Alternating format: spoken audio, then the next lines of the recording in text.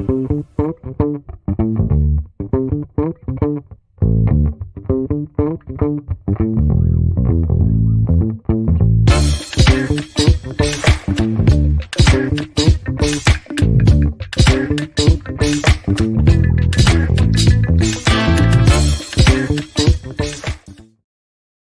right, you guys have heard it over and over again that your network is your net worth.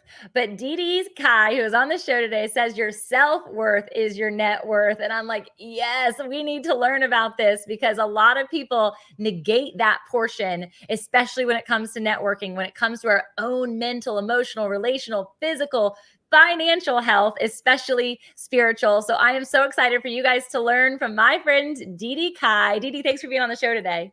Oh my goodness. Thank you so much, Tamara, for having me. I'm delighted and honored to be here sharing this space with you and also having this conversation. Absolutely. Thank you for having me.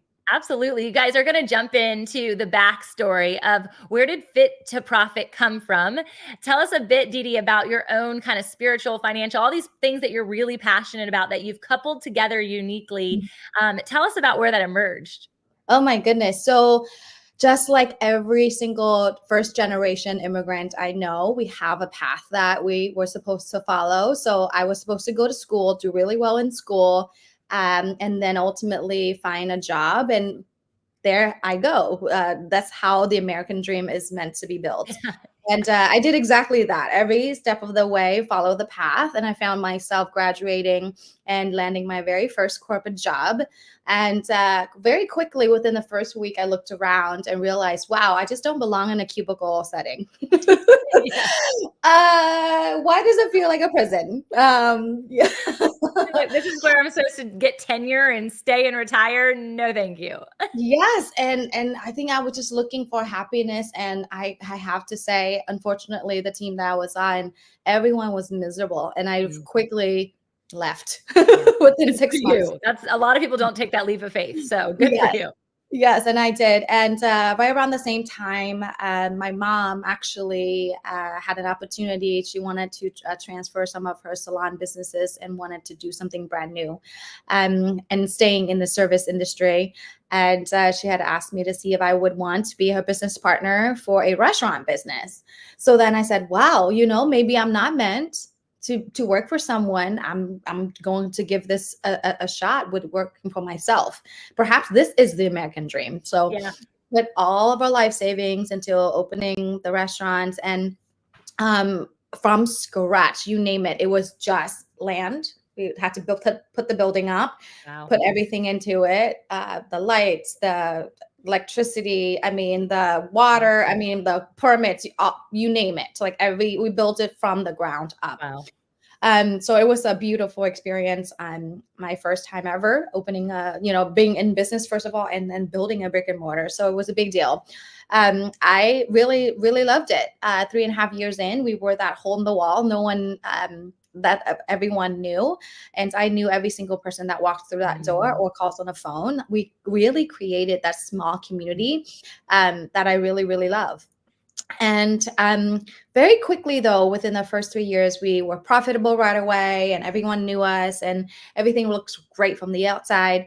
At the same time, I was getting burnt out. I realized that, wow, the 18-hour days, the having to be on all of the time. The one moment that was very clear to me that this there has to be a better way was when I actually was traveling with my boyfriend, then my husband now. We were in the most romantic, beautiful place in the planet, Venice, Italy. I've yet to be there, so I'm excited. I'm like living vicariously through you in this moment. Yes, and we were sitting in a little cafe getting our cappuccino, an afternoon snack, our pastries. We can see the little canoes going across the river, and instead of looking into his eyes and like really taking in the moment and being present, I was staring at my phone. And I realized, wow, why am I so out of it? And what I got to really clear in that moment was I was waiting and afraid that something was going to happen at the restaurant.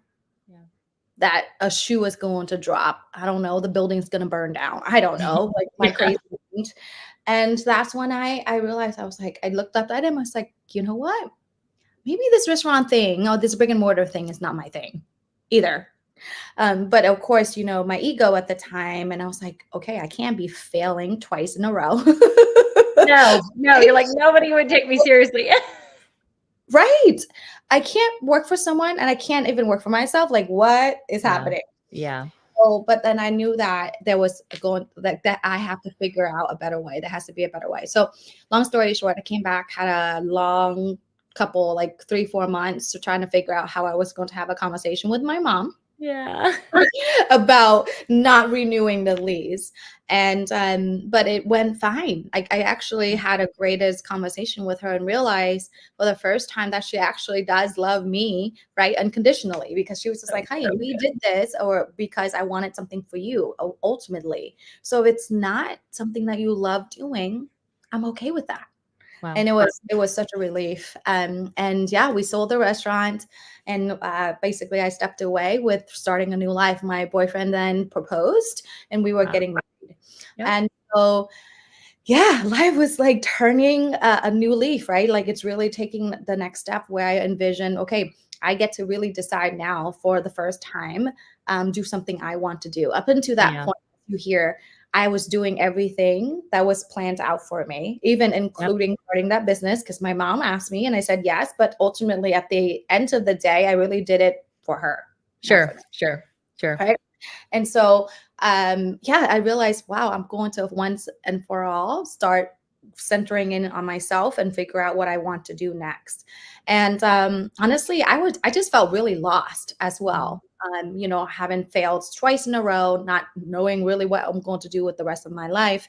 And I don't know. It's just also feeling really empty and unfulfilled. Like there was like a thing. Like I just felt this nagging feeling of I'm supposed to be doing something, like something better, something big, like and I just couldn't figure it out. And as the time passes, I knew that I just needed to take a step back to work on myself. So I started working on myself physically. I started exercising.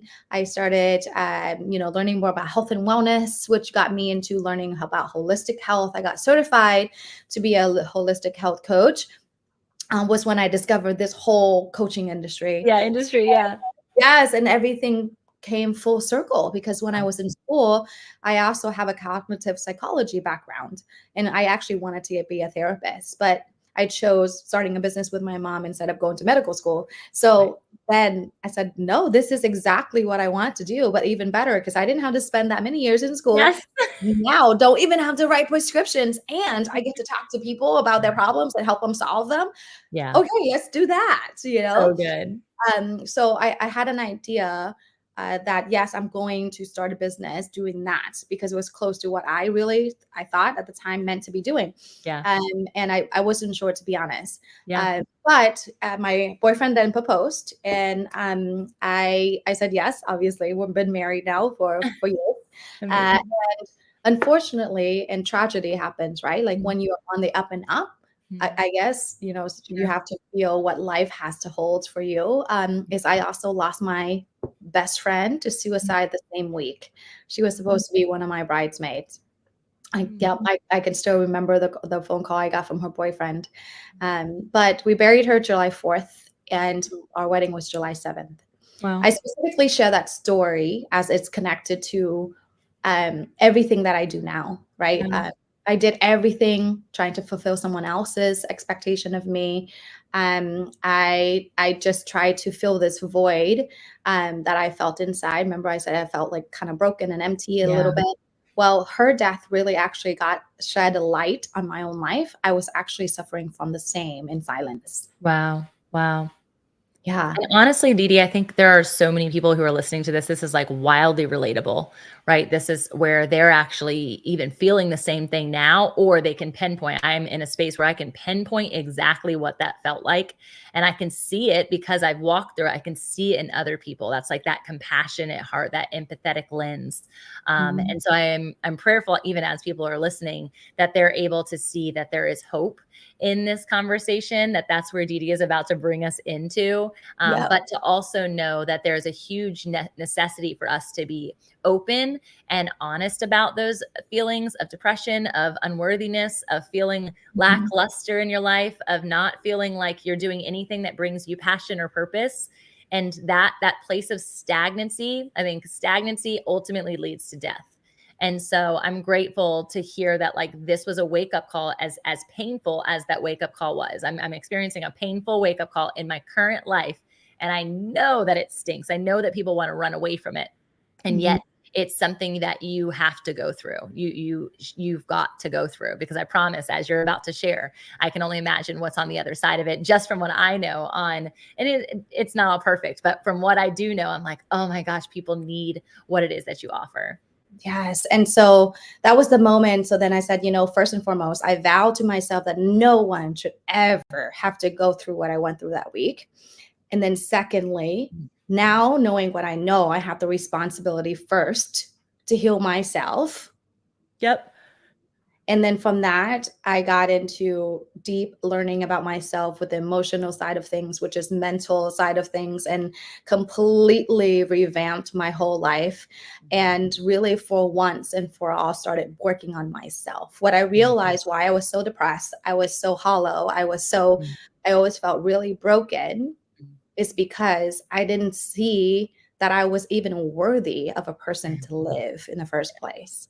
Right. And so in reflection, as I've been honing in, adding the spirituality piece into my business based on this tragedy, and because I've been healing, that has been the biggest element for me to see that actually I am worthy. God created me to be here for a reason, and it unfortunately has to be the painful stuff that life brings you. But because that I have overcome those things, I have the responsibility to teach what I need to teach, to get people to heal themselves, and really start contributing. And honestly, Tamara, that's how my world's completely open up to all the opportunities. Fit to Profit was launched because I truly believe that every single person has to be fit from the inside out, and it has to feel worthy enough to be successful, even just to live, right? Like, it's also, people ask, like, why do you do what you do? It's actually a matter of life and death. Like, That's so good. Either this or else. Like, it's so true. It's so true. And the fact of, like, having that revelation, which seems to some people like simple, right? Like, okay, I get to choose life, but it is a struggle. It's a battle that most people have to go through, rather than it being a light switch, right? Like, you're going to have to war off some things. You're going to have to war off old mindsets. You're going to have to war off generational strongholds, right? All of these layers that actually bring us to a place of, like, either wrecking or revelation, right? Life or death. It's either the wrecking or it's a revelation. And so, and sometimes it's a little bit of both, because the wrecking brings the revelation, right? And that's really what happened with you. And so, as you were processing that and really understanding worthiness, which it's ironic for those who are listening live, we have our More Than Enough book. It's a women's devotional, comes out tomorrow, and it's all about being worthy beyond your title. So you are more than a mom. You are more than your job. You are more than a wife. You are more than your past. You are more than your trauma. You are more than your religion. You are so much more than those things when you can unpack worthiness. And you said it so beautifully, that you went from this hollow, depraved space to this place of worthiness. And I think worthiness has to precede purpose, right? Like, everyone's searching, what's my calling? What's my purpose? And no one understands that it actually is rooted in your worthiness before you can ever step to support other people. Absolutely. And yes, that's when I decided, I'm going to heal myself because I am worthy. And that was the first step. And then I just take little steps in between, right? Yeah. And ultimately I ended up, like, my coaching business and start working with clients. And it came really clear to me pretty fast within the first 5 years of coaching clients, where that most of the entrepreneurs, I have a few men, but most of the women entrepreneurs were struggling with charging for what they want to charge. It's so crazy, but that's what I get to focus on now, is really teaching them how to build that confidence from the inside, but really feeling worthy, because every one of them has a set of experience and expertise that no one has. Like there's Yes. only one version of Tamara. There's only Yes. one version of Dedee. There's one version of Sandy, you know, whoever Yep. it is. And it's unless that she is really feeling confident and that she is enough to do what she does, she's not going to be able to do what she needs to do outside of that. And so at Fit to Profit, that's what we believe holistically. We have to be fit from all areas. And definitely it's physical, mental, emotional, spiritual. And then the last piece is you have to have all of that intact and together before the financial piece comes along. Yeah, that's good. I hate to say it, but that's the That's reality. good. And I don't think that a lot of people have ever processed that. I don't know that I've ever even processed that, to be honest, because I think a lot of people give you like this wheel, right? Like this life wheel of like, you know, faith, family, fitness, finances. And it's like, every time I see a wheel, I kind of cringe, you guys, because what you're doing is you're segmenting yourself into these little pie charts. And that's just not reality. If you live in the center, at what point are you one thing exclusively? Right. And so I love that you're saying that, but I do believe that there is a lot of people go after, okay, I'm not content in my life. I am hollow. I need to be able to thrive. And the way that will make me happy is if I thrive, I'll make more money, and then I'll have time to find my self-worth. And so talk to us about why, because I could give a lot of examples, but I want you to do it because you've literally lived it out and you're doing it with clients day by day. Why does that not work? Why is putting something else as a priority, or finances as a priority over something else, not going to help? Well, here's the thing. You can always have a goal, especially a financial goal, right? Yeah. There's always a cap to that. Like there's Yeah. always, when you hit that goal and you're like, now what? What's Mm-hmm. really interesting is when you're sacrificing everything else just to earn the money or just to make the money. When you get there, you're gonna feel even worse about yourself. Yeah. So good. You sacrifice your own personal health. You have sacrifice your relationships. You sacrifice everything else just to get the money, thinking that when you get that, you will be happy. Because here's the thing, that's the reverse way of the world works now. Okay. So it's not about, if I have this money, I will be happy. No, it's be, do, have. Who do you need to be, first of all, from the inside, right? To be happy, to do the things that you need to be doing to have what you have. Because otherwise, when you achieve that particular, especially what financial, without the foundation, the basics of everything else, that's when depression happens. Totally. That's when you don't see the light at the end of the tunnel, because you already feel like you already hit the top when there's nothing else up top. Right. And I think people can see this so tangibly in places like athletics, right? Or even Hollywood of some sorts, and entertainment and arts and media. All of these people who have like climbed this fictitious, it's not even real, you guys, this ladder that we have now created, this like idolization piece, and like, oh, they've made it. And then, well, the happiest man on earth, like Robin Williams, like he commits suicide, like he takes his life because he doesn't see his sense of worthiness, though he had so much. And I think your evolution to that point, even prior to losing your best friend, was really in this awareness of, I'm living my life for everyone else. Like no part of me has actually made my own decision since I moved out of my parents' house. Like when did that stop? When did that start? And so the processing of that, I think, is really critical for people. Dedee, I'm thinking of a lot of my clients who could use your support, and who I have these conversations with specifically around valuation, when they just like kind of get punched in the gut when they realize how much they actually can charge, how much I charge, how much they should charge, based on their valuation, based on the energy and efforts that they put in. But there's so many mental blocks based on their worth. What does that process look like for you as you're helping people unpack that? Yes. Well, first and foremost, I love that you have devotional book coming out, More Than Enough. Well, the basis of really knowing what to charge, where to start with all of that is, this is my mantra, you guys.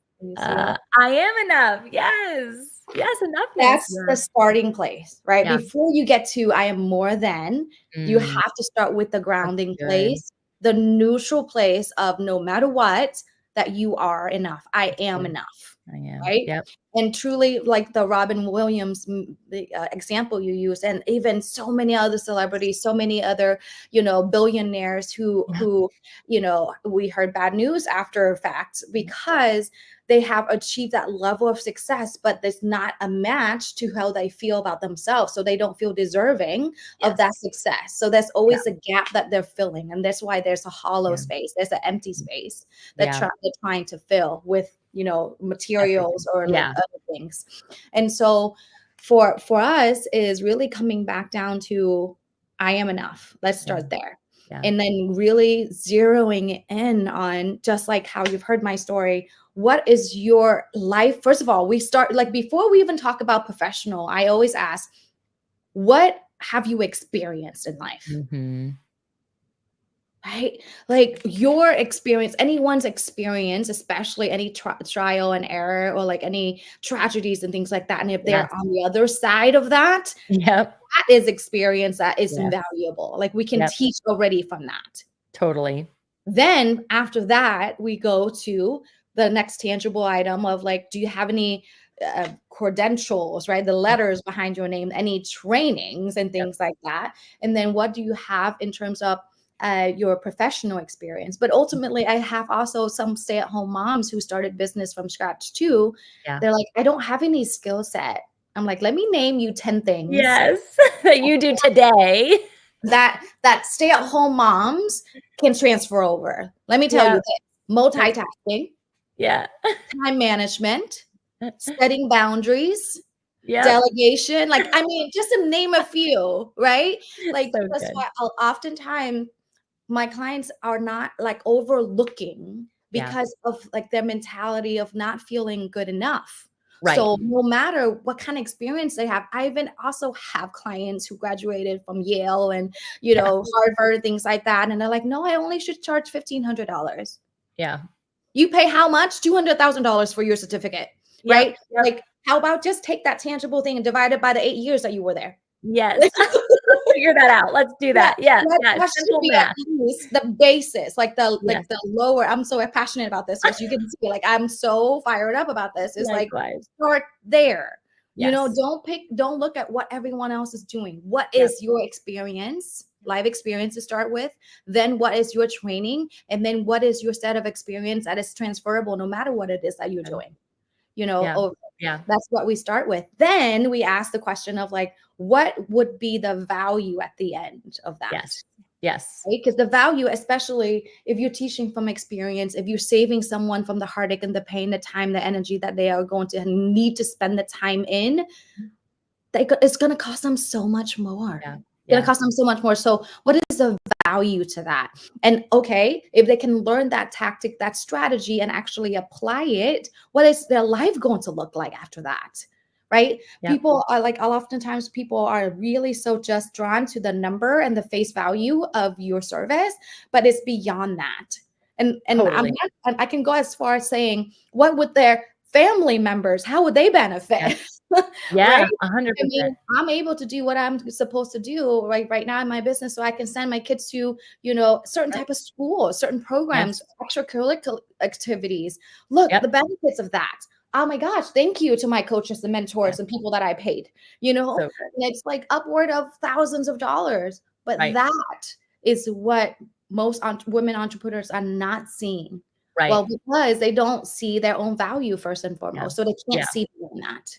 So good. I really think that like with the understanding of it being a self-worth thing, there's a lot of people in the industry, specifically in Christianity, who like they're kind of um, almost demonizing, and that word might scare off people who are listening, but they're saying that self-worth, like it's not about self-help, right? And I understand that. We actually have an author coming through right now in our publishing house, and that's really her lens is like everyone's going like it's the self-help work, it's the self-worth issue, it's all of these pieces, and it's this knowing when you said be, do, have, and then you said I am enough, that I get where the dichotomy is between the world and our faith. Spiritually, through the lens of Christianity, the reason that I am enough matters is because we're image bearers of the great I am, right? Yeah, Literally. So when I say I am, literally. I am an image bearer of the great I am. And therefore, that's where my confidence resides. And Yes. all of the other pieces that you're talking about of proficiency and passion and the ways in which we can serve other people are simply his plan, his great plan come to life so simply for you to be able to serve other people and expand the kingdom of God. Like Yes. that's the simplicity of it. And people make it so difficult, especially when there's a dollar sign connected to it. Yes, exactly. And if you really truly understand, you know, or read the Bible, it doesn't say money is evil. It Right. said the love It. for money That's it. is evil. Yeah. So then for those who are just achieving like the next revenue, the next Correct. salary, things like that, that's love of money Correct. itself. It's not, we God created us to have and to Yes. be. He is the provider, but Yes. because he is the provider, are you taking what is given to you as your personal experience, expertise, whatever it is? Are you reinvesting in that? Right. That's the multiplication factor, right? That's the only way to make this happen. Yes. So that's how this whole thing, as you can see, for me, has been a spiritual experience. Yeah. Where I am today, living until this point, having moved to states across, country with just my family, within 6 months, landed here in Sarasota. It's not my plan. Yeah. I had no idea I was going to be here 10 years from now. I had no idea I was ever going to be married. Like my biggest thing was I don't think I'm meant to be married to anybody. I don't think Yeah. I'm meant to have kids. And no, like this whole thing, is Wow. supposed to like happen. Wow. And it's this whole thing is his plan for me, right? Yeah. And whether you believe in God or you spirituality, you just have to be honest that there's something bigger than all of us. Yeah. Like there's energy that's bigger than all of us. Whether what do you want to call it, right? Yep. Is truly we don't just exist in silo and individually and just by ourselves. And Yeah. this conversation right now, and just the fact that Tamara, you and I are having a conversation, this is energy we get to put into the world, Yes. and things are spoken. This Yes. is part of all the plan. Like this Yeah, is it is. It really is. And I before think we even people arrived. I think they undervalue the moment by moment investment towards their long-term valuation, which ultimately is the eternity, right? So like when you guys keep thinking about valuation connected to money, you actually have created money as a false idol in that moment because you're forgetting the grandiose scheme of what it is that God has created as your particular life and his ultimate plan. And so the multiplication piece of are you stewarding what is given to you? If we are in an impoverished mentality because of our relational dynamics, our physical well-being, and like she said, finances come last, but all of these pieces not being nurtured because of lack of worthiness, we are actually positioning ourselves to have an open door to a tactic such as what happened to your friend. Yeah. Or such as what happened to anyone when it comes to splurging on something that is a suppression mechanism to your very ability to breathe, live, be, do, and have. And therefore, it chops you off. It chops off all synergy towards eternity because you now have lost your life and your life is connected to the lives of so many other people. Yeah, absolutely. So yes, it's all this, especially if we speak about it and if you're Yeah. into really reflection, entrepreneurship, business is a spiritual experience, period. Yep. Like Yep. it's very different. Like we choose to have our own businesses not because of the money. Like Yeah. there's a bigger purpose because Yep. it's hard, especially for those who stay in it.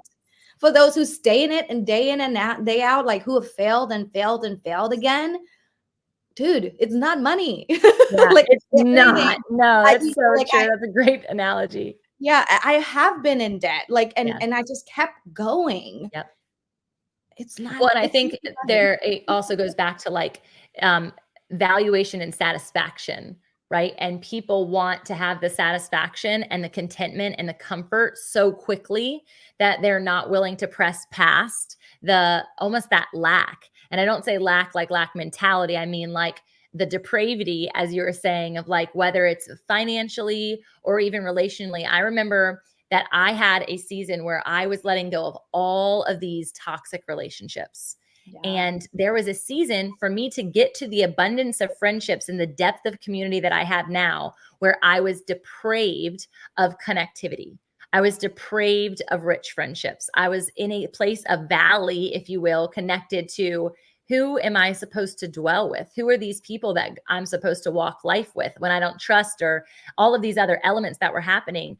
And so that's just connected to relationships. If we think about that in every facet, usually when people have like a physical awareness, myself included, I was in a state of shock when it came to my body image issues I was having, that I was like, no, I am worthy because I am made in his image, and therefore I am going to operate in healthiness. And how do I do that? It's move my body. It's get into a rhythm and a place and a space and a grace that allows me to have the best version of myself.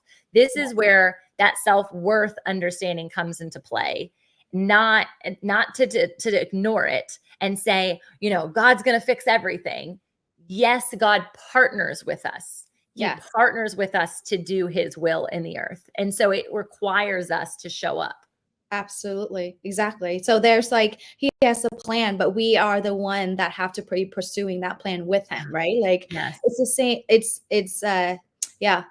Interestingly, at least my tribe agrees with me, right? Like Yeah. that. This whole thing is an spiritual experience, and Yeah. unless we are worthy Yeah. of ourselves to begin with, to be whoever it is that we need to be, then we're not worthy of any success, any relationship, anything else. And the biggest sign when I notice that my clients are going to that direction where they're neglecting themselves, Yeah. it's when that worthiness piece is fading. So Mm-hmm. rather, and what's really crazy is society makes it seem like it's so selfish of us to take care of ourselves. Right. Right. Completely. It is not. Yes. Indeed. It's actually really selfless because we can't serve. I know I can't serve from an empty cup. I know I can't be patient with my husband, the kids, my staff when I'm not well taken care of. If I don't have enough sleep, if I didn't drink enough water, if I, not taking care of myself, I'm not performing at my highest level. True. So Yep. Well, and it leads to self-care the is ultimate, actually, it yeah, goes back to, it's like an unworthiness cycle because then you exactly. don't feel good about yourself. Like when seasons where I'm not working out or seasons where I'm not drinking that water, which sound simple, you guys, you're like, that's all I have to do to feel worthy. Like, no, it's a multifaceted, which is what this whole conversation has been. But it's what is the primary thing that you've been neglecting for however many decades, or let's just say even months. That's the thing you need to focus on first, because all of those things are going to come into play when you start realizing, oh, wow, my health actually gives me more energy, which then allows me to have more capacity to spend time in the relationships that I want to spend like time in, which allows me to then show up to life in a whole new sense of vibrancy, which then attracts and magnetizes new clients to me. Oh my goodness, how could this ever be? And that's because you worked out this morning? It's like, no, that's not the only reason. It's because of worthiness. It's because of my reflection of love and the way that God loves me and his drawing me in. But it is kind of in the simplicity of it. It's that simple. Yeah, it is. And yes, there can be so many things that we all should be doing like that you Yeah. said, Tamara. It's just like pick one thing. Yes. Honestly, I did not have a morning routine getting up at 4:30 a.m. None of that. I did not have a meditation practice. I Yes. could not sit still more than 30 seconds, Yes. but it's a practice. Like Yes. it's That's a so good. practice. It's a willingness to commit to yourself. It's so To good. yourself. And like, unless you can keep word to yourself and take yourself seriously, how do you expect anyone to care, like Yeah. listen to you? I Yeah. mean, even my 4-year-old, like if Yeah. I'm not, see, like if I'm a pushover, he's not going to listen to me. Right. Yeah. So, Yeah. You're right. so, but that takes the discipline of me getting really grounded or Yeah. doing whatever it takes to take care of myself first.